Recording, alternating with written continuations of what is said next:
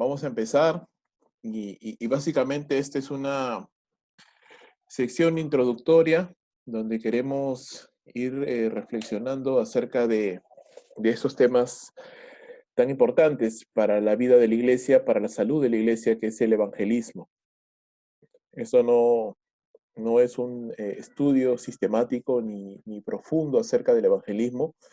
Básicamente es una meditación, una reflexión sobre los temas más importantes que tenemos que pensar cuando hablamos acerca del evangelismo. Y vamos a empezar. Sí, obviamente el canal está abierto para poder hacer preguntas, para poder también ir acotando, hacer algunos aportes y no hay ningún problema en ese sentido. Algunas cosas que vamos a ver hoy es qué es el evangelismo, ¿no? Qué es el evangelio, por qué es importante y cómo tanto nuestro Señor Jesús como Pablo, como la iglesia del primer siglo, nos dio un buen ejemplo de cómo llevar adelante la obra del evangelio, la obra del evangelismo, perdón, y cómo eso ahora es tan diferente de lo que podemos encontrar en muchas de las iglesias en la actualidad, ¿no? Hay una urgencia y luego vamos a ver por qué eso es así. Primero, lo primero que tenemos que pensar a este respecto, hermanos, lo primero que tenemos que pensar a este respecto es que hay es necesario hacer una redefinición, es necesario, es necesario hacer una redefinición del concepto de evangelio y de evangelismo, ¿no? Más que una redefinición, tal vez diríamos eh, un redescubrimiento de lo que realmente el evangelismo es. Es importante esto porque este aspecto del evangelio y del evangelismo ha sido un poco tergiversado últimamente y necesitamos darle un buen sentido a esto. Me están comentando de que no se escucha. A ver, no sé si puedes confirmarme, Romery, que si me estás escuchando, si me puedes confirmar, sería bueno para poder seguir, si no, para ver qué hacemos. Bueno, espero que se esté escuchando bien. Ok, Lo que pasa es que tiene que darle clic en el botoncito del micrófono. claro. Ok, ok. Bueno, espero espero que esté, espero que esté escuchando bien. Ok. Eh, necesitamos, vuelvo a repetir, redescubrir el Evangelio y el evangelismo tal cual lo encontramos en la Escritura, en las Sagradas Escrituras, y de todas maneras tenemos que siempre volver por lo menos al libro de los Hechos para encontrar el ejemplo de cómo la iglesia podía llevar adelante el Evangelio, ¿no? Al final la labor del evangelismo simplemente es la labor de predicar el Evangelio. Y si hay un buen ejemplo que podemos encontrar es en el libro de los Hechos de los Apóstoles. El libro de los Hechos de los Apóstoles nos muestra de una manera clara, de una manera bastante dinámica, cómo la iglesia llevaba adelante la obra del evangelismo sin contar con la mayoría de los recursos con los cuales nosotros ahora contamos, ¿no? Hay una gran diferencia tecnológica, hay un abismo tecnológico entre lo que encontrábamos o en lo que encontramos, perdón, en la vida de la iglesia del primer siglo y lo que nosotros ahora tenemos como iglesia de Cristo en esta época. Hay un abismo tecnológico increíble. Sin embargo, mucho de la dinámica de la vida de la iglesia, esto es la velocidad con la cual se propagaba el Evangelio, la fuerza, el ímpetu con el cual nosotros vemos que el Evangelio se propagaba, es definitivamente es algo muy distinto a lo que incluso ahora nosotros podemos ver. ¿Sí? Es bien importante esto. Entonces, necesitamos redefinir el Evangelio y redefinir también el evangelismo como método de poder llevar adelante el Evangelio. Estas dos cosas son muy importantes de poder ver.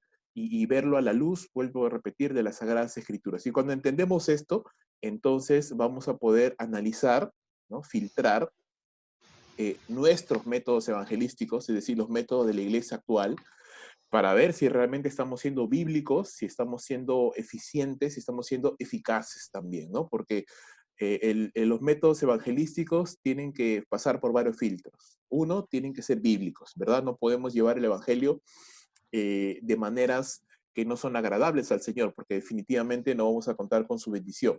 También tienen que ser eficaces, porque tienen que alcanzar la labor que se nos ha encomendado, y esa labor es definitivamente compartir el Evangelio, y para esto vamos a ver también qué importante es esto, y tienen que ser también eficientes en el uso de los recursos que Dios nos da, y de los talentos y de los dones de todas las cosas que el Señor pone a nuestro alcance ahora en este tiempo, ¿sí? Entonces, este examen de esos métodos evangelísticos a la luz de lo que encontramos en la palabra de Dios nos va a ayudar. Y también ver cómo esto engrana con la labor del discipulado, ¿sí? Algo que siempre decimos, este es un curso que yo lo llevo enseñando varias veces, ya llevo algunos años enseñando este curso de introducción al evangelismo. Este es parte de un curso más grande, ¿sí? Solamente aquí vamos a hacer una introducción que nos ayude un poquito a pensar en estas cosas, pero muchas de las cosas que he podido ver a lo largo del desarrollo de este curso, en los años que lo vengo dictando,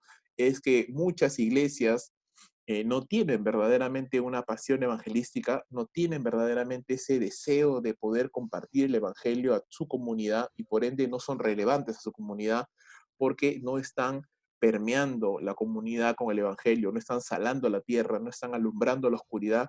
Y ese es un problema. El otro problema es que no estamos entendiendo cómo el evangelismo, el discipulado, las misiones, la plantación de iglesias incluso, engranan como parte de un mismo proceso, ¿sí? Entonces, si tenemos una visión segmentada, si solo estamos viendo el evangelismo por un lado, el discipulado por otro lado, la plantación de iglesias por otro lado, las misiones por otro lado, como parte o como elementos diferentes, distintos, y que solamente algunos pueden hacer, algunos evangelizan, otros discipularán, otros irán a las misiones, no estamos entendiendo realmente la gran comisión.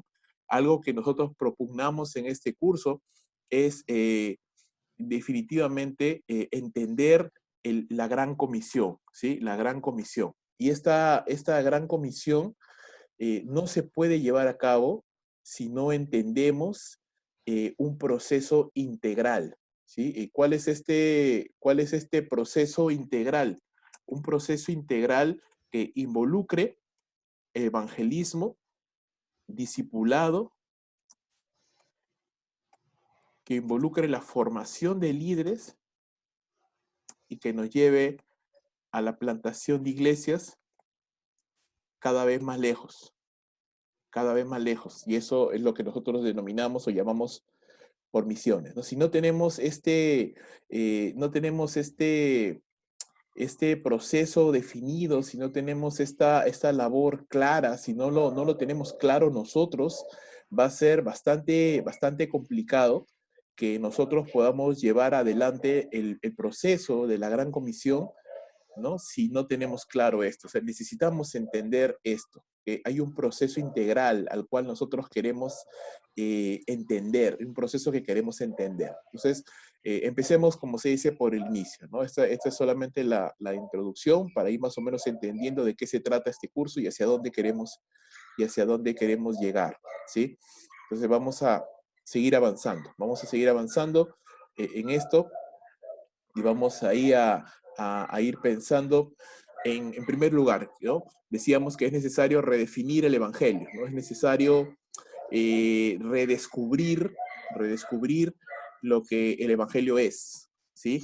¿Y qué es el Evangelio? Simplemente son las buenas noticias de la salvación, son las buenas noticias de lo que Dios ha hecho por medio de la obra y de la persona de su Hijo Jesucristo a favor de la humanidad, ¿no? El hombre está perdido, el hombre está condenado al infierno, el hombre es un agente moral delante de Dios, ha sido creado por Dios, es criatura de Dios y tiene que responder ante un Dios justo, y siempre la respuesta, siempre el estado en el cual se encuentra el hombre es un estado de perdición. El hombre está perdido completamente. Pero Dios ama al hombre, por supuesto, no desea que el hombre se pierda, así que ¿qué hace Dios? Dios hace lo que nadie más pudiera hacer, ¿no? Él envía a su propio hijo para que su hijo se encarne en un hombre, viva una vida perfecta aquí en la tierra, muera como un delincuente, como un malhechor, y allí en la cruz Dios carga la maldad de toda la humanidad, el pecado, la condena del pecado sobre la persona de su hijo, y su hijo muere, ¿verdad? Muere dando la vida, siendo ese sacrificio sustitutorio, este sacrificio expiatorio, este sacrificio que nos reemplaza a nosotros. Él muere para que nosotros no muramos, y luego resucita, ¿verdad? Al tercer día, y es levantado y es sentado a la diestra del Padre, y su nombre exaltado como Señor de señores y Rey de reyes. Ahora, estas buenas noticias, ¿no? que acompañan este proceso de la encarnación, la vida justa, la muerte sustitutoria, la resurrección y la ascensión de Jesús como Señor. Este proceso, este ciclo, es el contenido de lo que Pablo menciona, por ejemplo, en 1 Corintios 15, cuando él dice: yo les he testificado lo que las Escrituras dicen, ¿no? Que Cristo murió y resucitó al tercer día, como dicen las Escrituras. Eso es algo profetizado, algo que ya estaba anunciado, que era parte del propósito de Dios. Pedro nos dice que esto fue hecho conforme a la preconcepción, al concepto que Dios tenía ya de antemano, que él ya se había propuesto en sí mismo reconciliar al mundo, como dice Pablo también, reconciliar al mundo por medio de Cristo Jesús. Entonces, este evangelio, ¿sí? Así tal cual, puro, sencillo, es el poder de Dios que salva a los hombres, es quien revela la justicia de Dios, porque Dios es un juez justo, Dios debe castigar la maldad. Romanos capítulo 3 nos dice esto: Dios debe castigar el pecado, pero a la vez Dios es el que justifica al que es de la fe en Cristo Jesús, ¿no? Dios justifica al impío. ¿Y cómo lo justifica? Sin pasar por alto su justicia, castigando a otra persona que toma parte, toma reemplazo, ¿no? Es el sustituto del pecador. Y esto queda claro en la palabra de Dios. Entonces el Evangelio nos muestra la justicia de Dios, el amor de Dios, nos indica la santidad de Dios, porque Dios sigue siendo justo. Dios castiga de todas maneras el pecado, pero no lo hace en el pecador, lo hace en su Hijo Jesucristo. Solo hay un Evangelio nada más, no hay otro Evangelio, no hay otros Evangelios, solamente hay un Evangelio que nos salva, y este evangelio, estas buenas noticias, es lo que debe ser predicado a las naciones. Entonces, ahora, cuando hablamos de esto, del evangelio y de cómo comunicarlo, hay diferentes maneras, hermanos. Hay los métodos tradicionales, ¿no? Y los métodos tradicionales están basados, por ejemplo, en folletos evangelísticos, en métodos como el Camino de Romanos, por ejemplo. ¿Qué es el Camino de Romanos? Es un método que consta de algunos textos del libro de Romanos, básicamente, que nos llevan a compartirle a una persona. Por ejemplo, si yo quiero compartirle a una persona acerca del Evangelio y utilizo el Camino de Romanos, entonces yo voy a empezar, por ejemplo, yo voy a empezar con Romanos 3:23, ¿no? Romanos 3:23, que nos dice que todos hemos pecado y estamos destituidos de la gloria de Dios, ¿no? ¿Qué más? ¿Con qué puedo seguir? Puedo enfatizar, por ejemplo, Romanos 3:10, que nos dice que no hay justo ni aun uno, no hay ni siquiera uno, no hay quien haga lo bueno, no hay nadie, todos se han apartado, todos se han descarriado del Señor. Y también puedo continuar con Romanos 6:23, que la paga del pecado es la muerte, mas la dádiva de Dios es vida eterna en Cristo Jesús. Entonces ahí ya yo estoy empezando a compartir a esta persona que es pecadora, y que su condición de pecadora y sus hábitos de pecado y su vida de pecado solo le trae una consecuencia. ¿Y esa consecuencia cuál es? La muerte. La muerte es la separación de Dios. Y luego continúo con Romanos 5:8, que nos dice de que a pesar de que éramos enemigos, Cristo murió por nosotros, ¿no? Entonces ahí empezamos con la alternativa, con la salida, con la provisión que Dios nos da, Romanos 5:8. Luego, después de ello, qué puedo decir o a qué puedo llegar? Bueno, voy a Romanos capítulo 10, ¿verdad? Donde nos habla a partir del verso 17, que esa es la palabra de fe que predicamos, ¿no? Que si confesamos con nuestros labios, con nuestra boca, con nuestros labios, que Jesús es el Señor, y creemos en nuestro corazón que Dios le levantó de los muertos, seremos salvos. Dice, porque con el corazón se cree para justicia, pero con la boca se confiesa para salvación. Y ¿Qué continúo? Continúo con Romanos capítulo 8, verso 1, ¿no? Donde nos dice que todos aquellos que están, no hay ninguna condenación para todos aquellos que están en Cristo Jesús. Entonces, ¿qué he hecho en estos? Si tú te das cuenta, he usado solamente pasajes de Romanos nada más. He compartido acerca del estado de pecaminosidad del hombre, le he dicho que la provisión de Dios es Cristo Jesús, le he dicho que lo que tiene que hacer es creer en Cristo Jesús y confesarle con sus labios, y le he dicho que no hay condenación para aquella persona que pone su fe en Cristo Jesús. Es un buen método, es un método que se usa un montón. ¿Y qué demanda? Bueno, simplemente que te memorices esos versos, Romanos 3:23, Romanos 3:10, Romanos 6:23, Romanos 5:8, Romanos 10:17, Romanos 8:1, ¿no? Básicamente esto. Hay muchos más métodos así como este. El Camino de Romanos tal vez es uno de los más conocidos, pero hay muchos más. Hay otros métodos, por ejemplo, el Evangelio sin palabras, hay otros métodos como el Evangelio de colores, utilizando cubo evangelístico, utilizando folletos, los tratados chics. Hay un montón de métodos evangelísticos y no es la intención de esta clínica mostrarte cómo se utilizan, porque eso requeriría otra reunión aparte para hablar de eso, pero déjame decirte que esos no son los únicos métodos evangelísticos que existen. Hay más, como por ejemplo los métodos evangelísticos cronológicos. ¿De qué hablan estos métodos evangelísticos cronológicos? Hablan acerca de cómo compartir el evangelio a personas que no tienen ningún conocimiento de Dios. ¿Por qué? Porque el método de Romanos o los métodos clásicos asumen que la persona que te está escuchando ya conoce algo acerca de Dios, ya sabe que Dios es trino, ya sabe que Dios es santo, ya sabe que Dios es perfecto, ya sabe que su palabra es la palabra de Dios, la Biblia, ya sabe que el pecado significa desobediencia a Dios. Pero ¿qué pasa en contextos como los que estamos viviendo ahora, donde hay una globalización y convivimos ya con personas que han viajado, que han vivido mucho mundo, que han tenido contacto con muchas culturas y y tienen más bien un acercamiento sincretista en cuanto a la religión, ¿no? Quiere decir que ese sincretismo es la mezcla, ¿no?, de varias religiones. Entonces, ya esta nación, Perú, que era una nación fuertemente católica hace varios años atrás, ya no lo es tanto, ¿no? Ahora encontramos jóvenes y personas que no tienen ni idea acerca de Dios,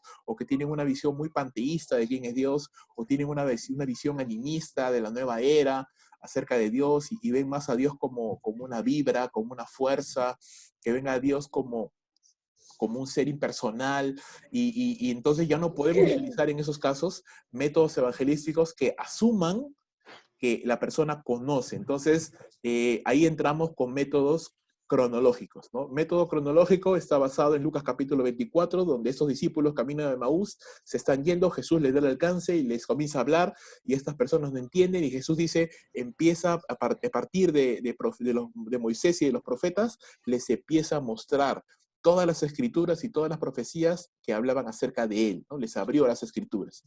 En eso se basan estos métodos cronológicos, en mostrar el Evangelio, pero desde el inicio, desde Génesis, el pecado del hombre, cómo el hombre es creado por Dios, quién es Dios en primer lugar, y cómo el pecado nos aparta de Dios, y cómo Dios a lo largo de la historia va mostrando, va dando señales, va dando indicativos de que Él va a proveer un Salvador, y lo vemos en el casi sacrificio de Isaac, lo vemos en la Pascua judía, lo vemos en la serpiente de bronce, lo vemos en diferentes acontecimientos a lo largo de la historia bíblica, de la narración bíblica. Entonces, estos métodos se basan en eso. ¿Cuáles son estos métodos? Por ejemplo, la historia de la esperanza, raíces de la fe, el fundamentos firmes, el forastero camino de Maús. Hay varios métodos, algunos más largos que otros, que básicamente son métodos cronológicos. Y es un buen método también que podemos utilizar. ¿Cuándo usamos uno y cuándo usamos el otro? Bueno, los métodos clásicos son más fáciles de usar, son más cortos y son más útiles cuando tratamos con personas a las cuales no vamos a ver seguido. Es decir, me subo a un taxi, tengo pocos minutos para compartir con una persona, le comparto el camino de Romanos, porque me conozco los textos, le hablo rápidamente, probablemente nunca más voy a volver a ver a esa persona, y le comparto el Evangelio.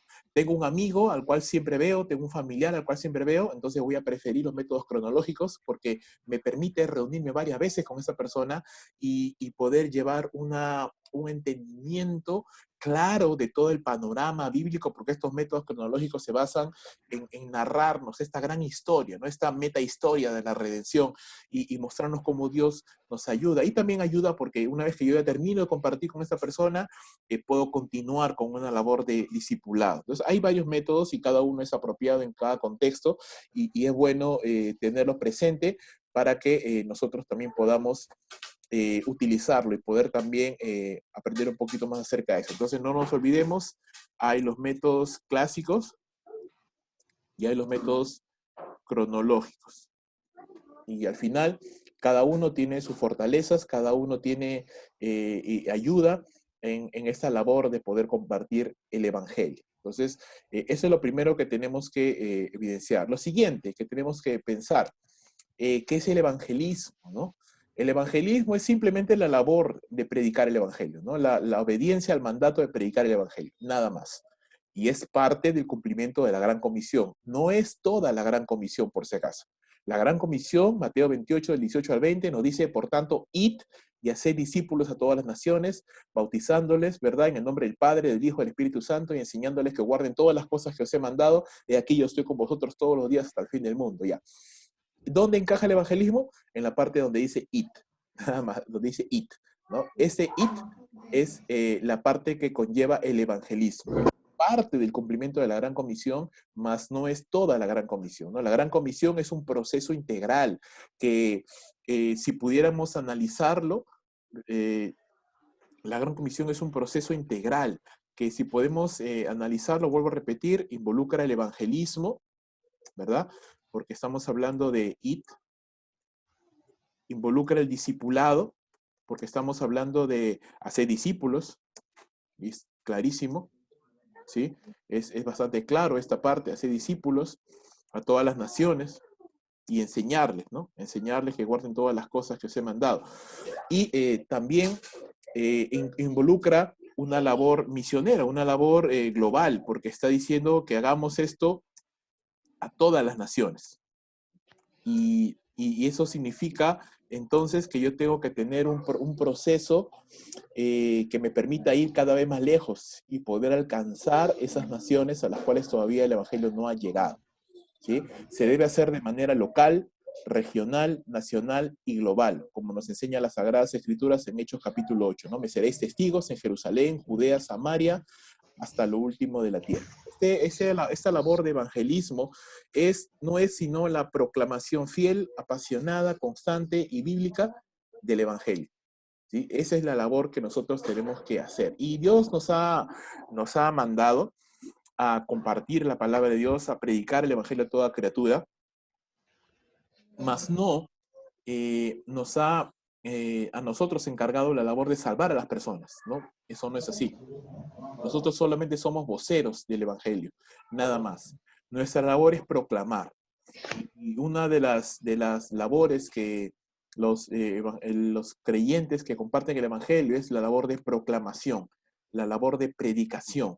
Nuestra labor solamente es anunciar, ¿sí? Somos embajadores para poder anunciar el Evangelio, mas no somos los salvadores, mas no somos los que convencemos a las personas, no somos aquellas personas que vamos de alguna manera persuadir, no, solamente vamos a compartir el Evangelio y la obra de salvar a las personas es obra del Señor.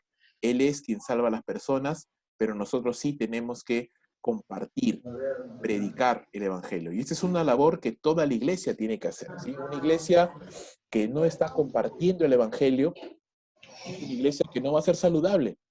No va a ser saludable, porque no, es una iglesia que no está centrada en el mundo, no está centrada en el cumplimiento de la Gran Comisión, sino que si no estoy mirando al mundo perdido, si no estoy mirando a la necesidad de las almas, estoy mirando entonces solamente mis propias circunstancias, una iglesia egoísta no va a poder crecer.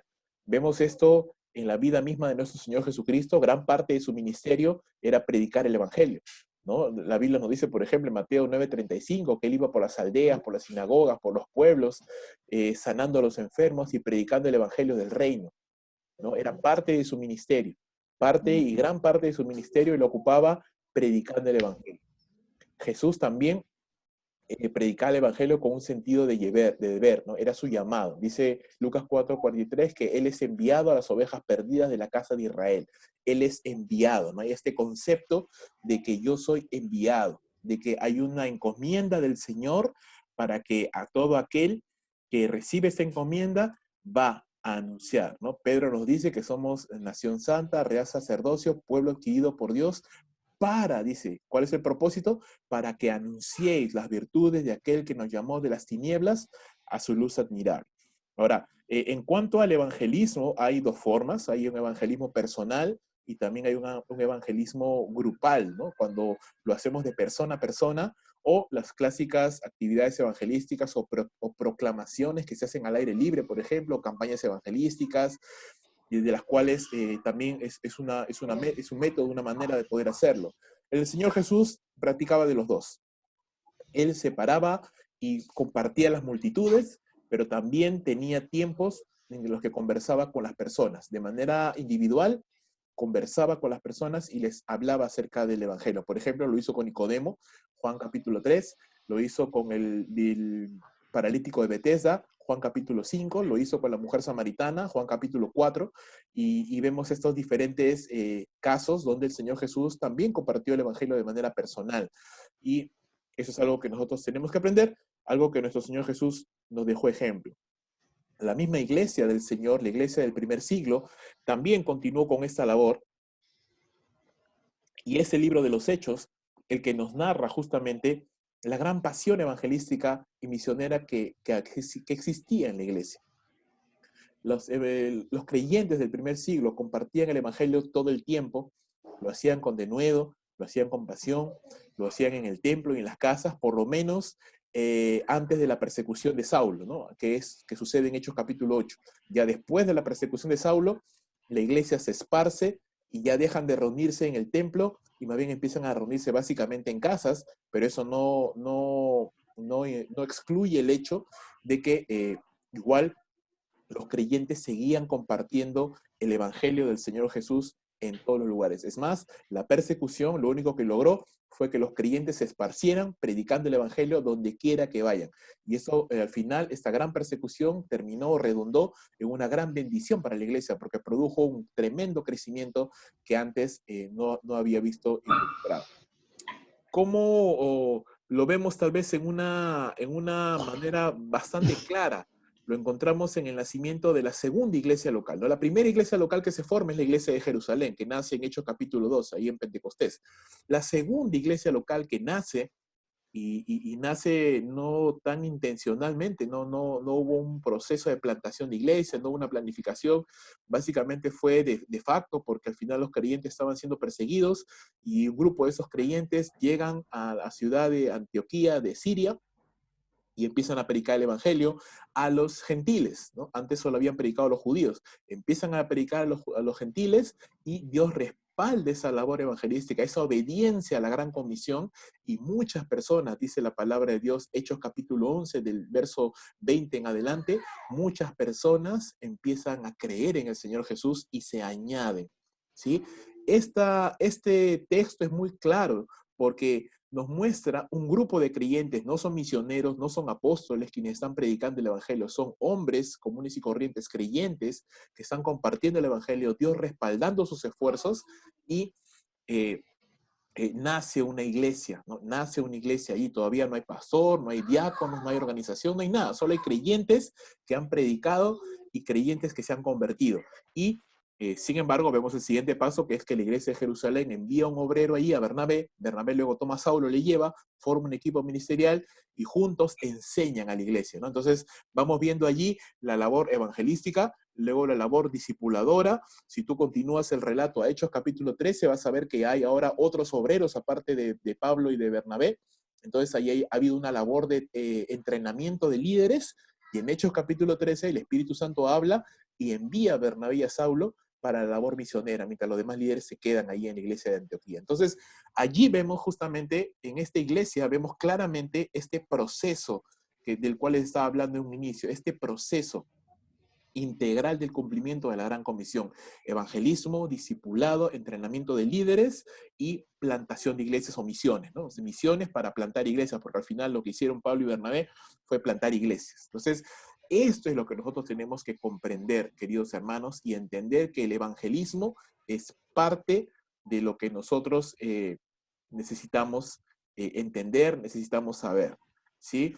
Me parece que a los 40 minutos la reunión se va a cortar, así que si se corta, hermanos, no se preocupen, yo voy a volver nuevamente a aperturar la reunión, entonces simplemente se vuelven a añadir y no hay ningún problema, ¿sí? Entonces solamente les aclaro porque si ven que se corta es porque ya llegamos a los 40 minutos y simplemente abrimos nuevamente la reunión para que podamos continuar. Me parece que Jimmy ha levantado su mano ahí. Si quieres hacer una consulta, hermano, pues aquí estoy. Me puedes escribir al chat o puedes hablar para si tienes alguna duda o alguna consulta. Y ya estoy acá disponible, ¿no? Si también cualquiera tiene alguna consulta, algo igual, puede preguntar o puede escribir, no hay ningún problema. Yo estoy acá listo para poder responder. Muy bien. Entonces, hemos visto esto y claro, Pablo también es un ejemplo perfecto de esto mismo, de la labor evangelística, la labor misionera. Y Pablo, así como el Señor Jesús, también compartió el Evangelio con ese sentido de urgencia, con ese Pastor, sentido de autoridad. Sí, pastor, disculpe, dijo evangelismo y qué más fue. el proceso integral de la Gran Comisión involucra evangelismo, discipulado, entrenamiento de líderes y misiones, ¿no? Plantación de iglesias. Involucra estas 4 cosas. O sea, viéndolo como un proceso integral. ¿Sí? Si lo vemos como un proceso integral, eso es lo que involucra, ¿no? El evangelismo, la Gran Comisión. Gracias. Sí, ¿no? Evangelismo, Ya, discipulado, pastor, gracias. entrenamiento de líderes, plantación de iglesias. Ahí lo he escrito para que lo puedan tener, ¿no? Esta es la idea, eso es a lo que nosotros queremos llegar, ¿no? Engranarlo todo como un proceso. Tenemos que engranarlo como un proceso. Entonces, ¿eso qué significa? Que en la iglesia no podemos pensar, hermanos, no, solamente un grupo evangeliza, no, solamente un grupo discipula, no, solamente el pastor es el que entrena líderes, no, solamente es el hermano misionero al cual le apoyamos, no. Toda la iglesia tiene que estar involucrada en la labor de evangelismo, toda la iglesia tiene que estar involucrada en la labor de discipulado, toda la iglesia tiene que estar involucrada en entrenar a los líderes, toda la iglesia tiene que estar involucrada en la plantación de nuevas iglesias, ¿sí? Es una responsabilidad, es un llamado del Señor, es un privilegio que nosotros recibimos y es parte de un proceso que va a hacer, hermanos, que la iglesia sea sostenible al paso del tiempo, ¿no? La iglesia pasa, hermanos, en el sentido de que el tiempo pasa, líderes pasan, ¿no? Yo no voy a ser siempre el pastor de la iglesia. Algún día pasaré, algún día Leonardo pasará, algún día Ernesto pasará, algún día los ancianos de la iglesia pasaremos, los líderes pasaremos. ¿Y qué va a pasar en la siguiente generación?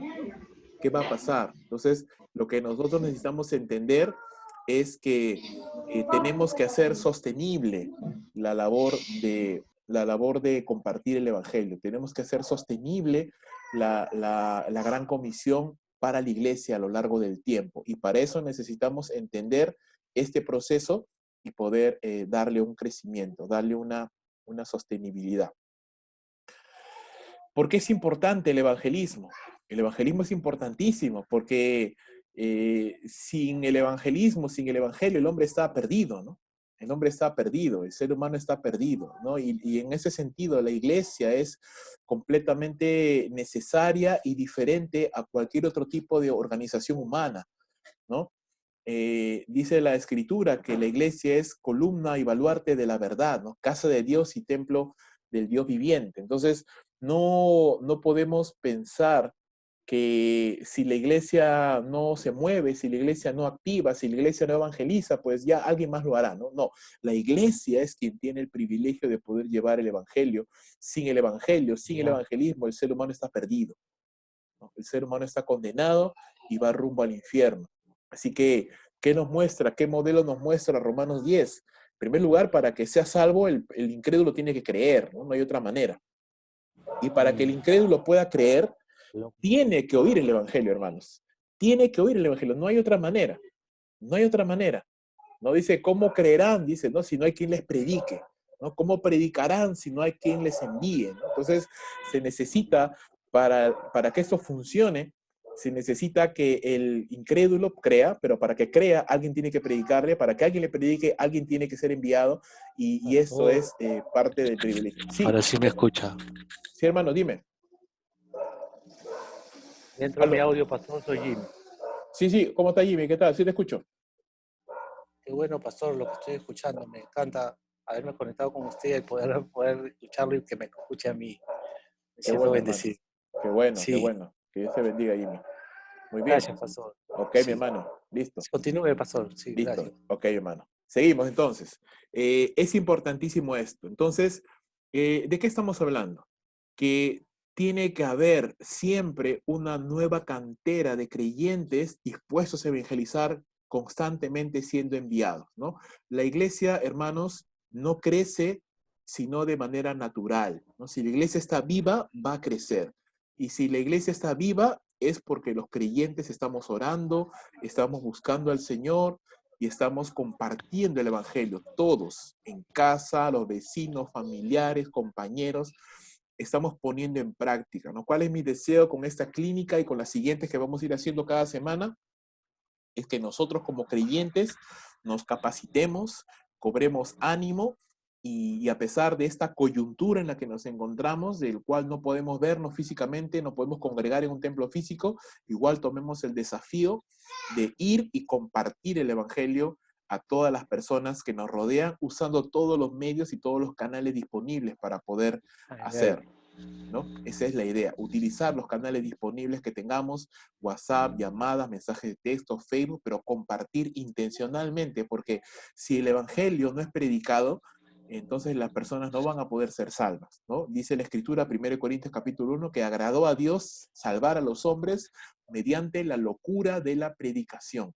Tiene que haber predicación del Evangelio. Si no hay predicación del Evangelio, el hombre no es salvado, ¿sí? Y esto es algo importante que nosotros tenemos que ver.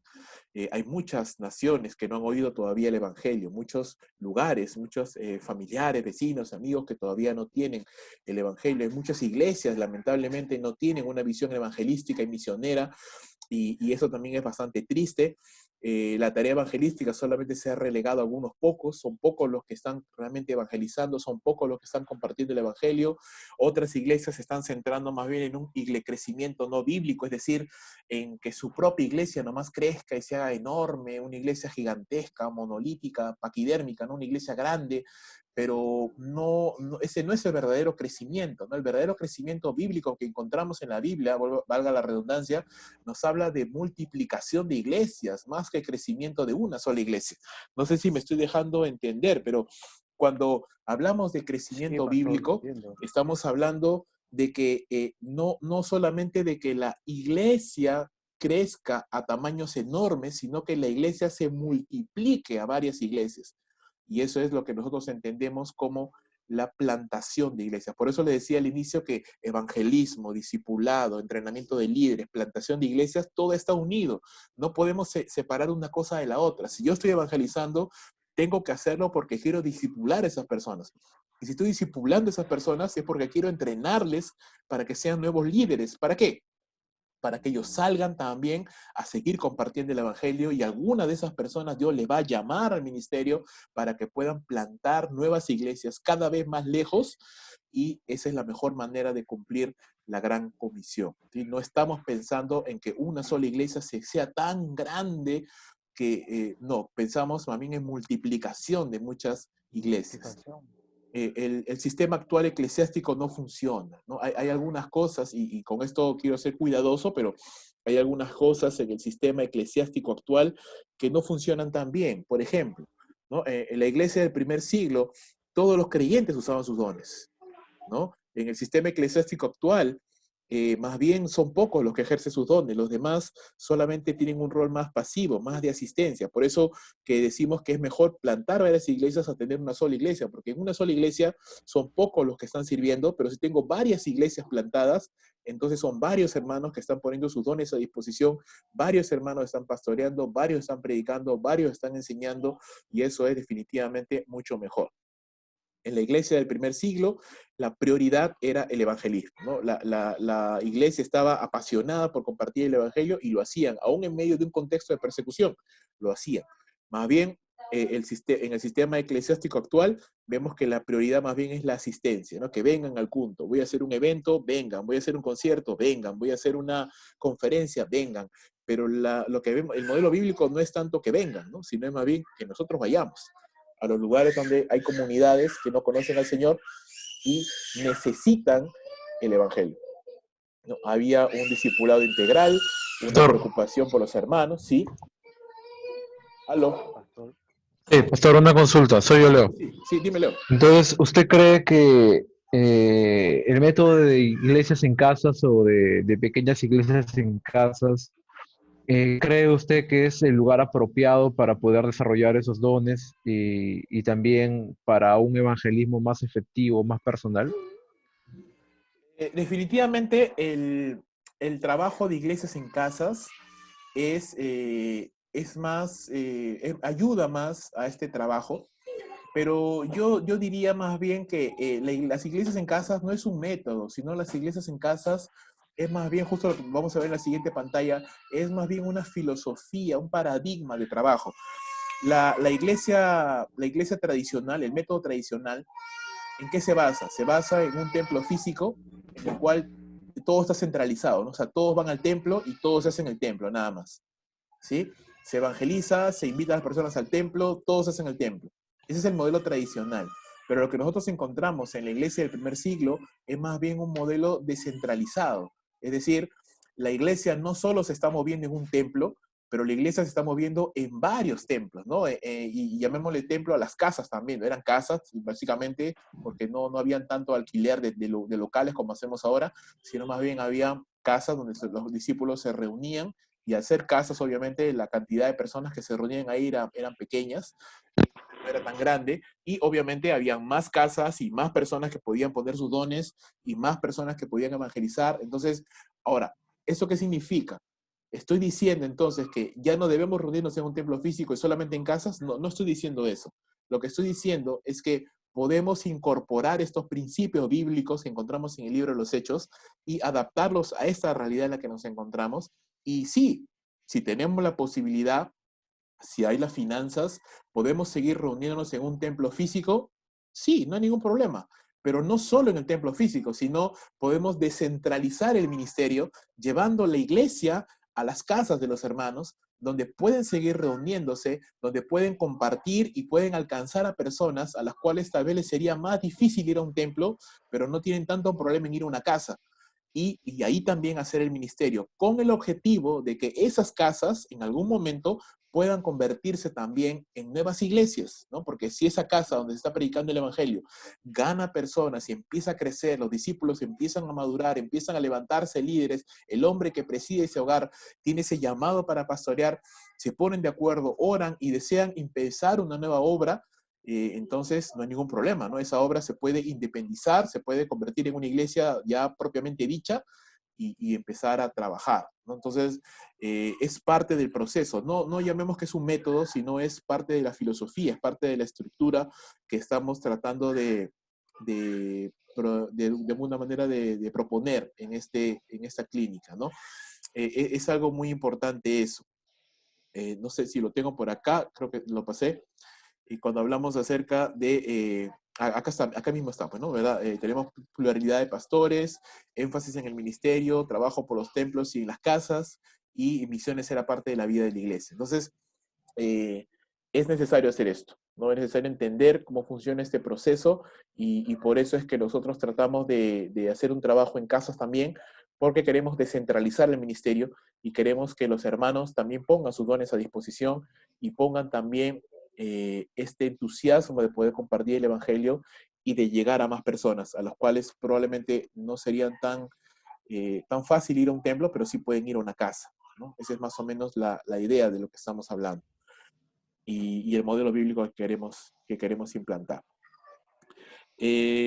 ¿En qué nos basamos? Bueno, en la comisión de Jesús, en la gran comisión, nos basamos en el propósito de Jesús para sus discípulos, en el mandato de Pedro a las iglesias, en el propósito de Dios. Al final, lo que nosotros queremos es glorificar a Dios, ¿no? Lo que nosotros queremos es simplemente que el nombre del Señor sea glorificado. Lo que nosotros queremos es que la palabra de Dios sea levantada, sea llevada adelante, y queremos esto porque definitivamente la obra del Señor va a poder avanzar de una mejor manera mientras más bíblicos somos, ¿no? Queremos ser, como dije al inicio, queremos ser bíblicos, también queremos ser eficaces y queremos ser eficientes, ¿sí? Bíblicos, eficaces y eficientes. Utilizar bien los recursos del Señor, llegar a la meta que Dios nos ha trazado, que es poder alcanzar personas con el Evangelio de Cristo, y también queremos hacerlo de una manera agradable a Dios, ¿no? No queremos hacer algo que a Dios no le agrade. Y hay mucho de eso ahora que encontramos en la iglesia actual, en el sistema eclesiástico actual, que no es tan bíblico, ¿no? Ahora se propugna más valores, se proclama más un estilo de vida moralmente bueno, pero sin hablar del evangelio, o por lo menos no el evangelio completo, no hablando del pecado, no hablando del infierno, no hablando de la santidad de Dios, no hablando de la necesidad de arrepentimiento. Entonces ese no es el evangelio completo, es un evangelio mutilado, es un evangelio de alguna manera maquillado, ¿no? Para que la gente le guste y vaya a la iglesia, pero eso no es nada de lo que Cristo dijo, ¿no? Cristo no nos mandó a maquillar el evangelio, Cristo no nos mandó a llenar nuestros templos de gente. Dios nos llamó a que la iglesia sea un ejército, ¿no? De creyentes que salen, que van a compartir el evangelio a todos los lugares donde pueden, desde sus casas, desde sus trabajos, desde sus amistades, y están todos los días compartiendo el evangelio, usando los diferentes métodos, como le digo, camino de romano, folletos, textos, cubo evangelístico, métodos cronológicos, todos los métodos a disposición para poder tomar personas, hablarles del evangelio. Nuestra responsabilidad solamente es compartir, pero hay personas que van a responder